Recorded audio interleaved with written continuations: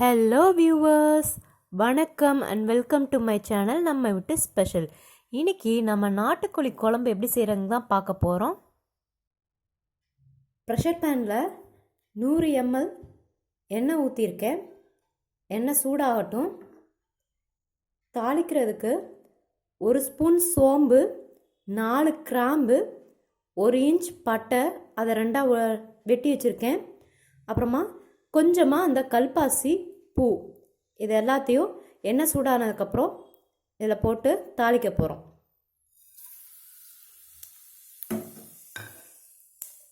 எல்லாமே எண்ணெயிலே பொரிஞ்சு வரணும்.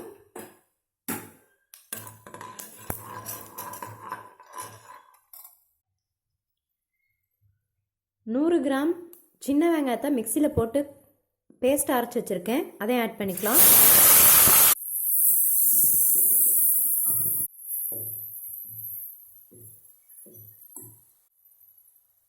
2 ஸ்பூன் இஞ்சி பூண்டு பேஸ்ட்,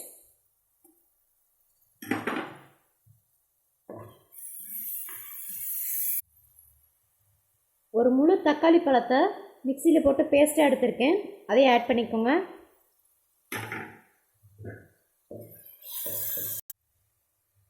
கொஞ்சமாக கொத்தமல்லி இலை, கொஞ்சமாக புதினா இலை.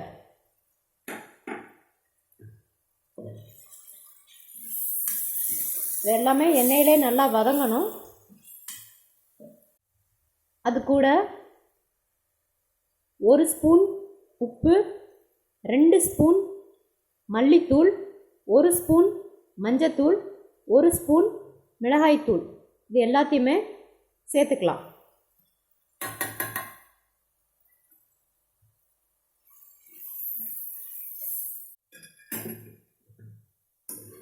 நல்லா எண்ணெய் பிரிஞ்சு வர வரைக்கும் வதக்கணும். இப்போ பார்த்தீங்கன்னா ஓரத்தில் எல்லாம் எண்ணெய் பிரிஞ்சு வந்துடுச்சு. இந்த ஸ்டேஜில் நம்ம நாட்டுக்கோழியை சேர்த்துக்கலாம். நான் இன்னைக்கு 1 கிலோ நாட்டுக்கோழி வாங்கியிருக்கேன். மஞ்சத்தூள் போட்டு நல்லா கழுவி க்ளீன் பண்ணி எடுத்திருக்கேன். இதையும் இது கூட சேர்த்துக்கலாம்.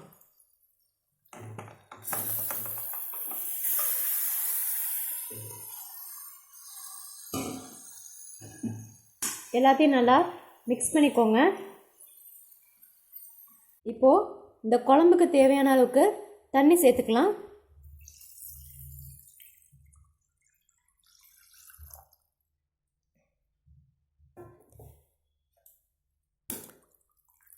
இந்த ஸ்டேஜில் நீங்கள் உப்பு செக் பண்ணி பார்த்துக்கோங்க.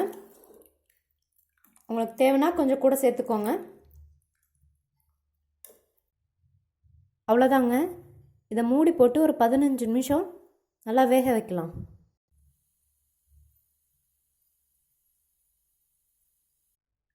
அவ்வளோதாங்க, நாட்டுக்கோழி குழம்பு ரெடி ஆயிடுச்சு. உங்களுக்கு இந்த வீடியோ பிடிச்சிருந்தா லைக் பண்ணுங்கள், ஷேர் பண்ணுங்கள். மறக்காமல் நம்ம சேனலை சப்ஸ்கிரைப் பண்ணுங்கள். நன்றி, வணக்கம்.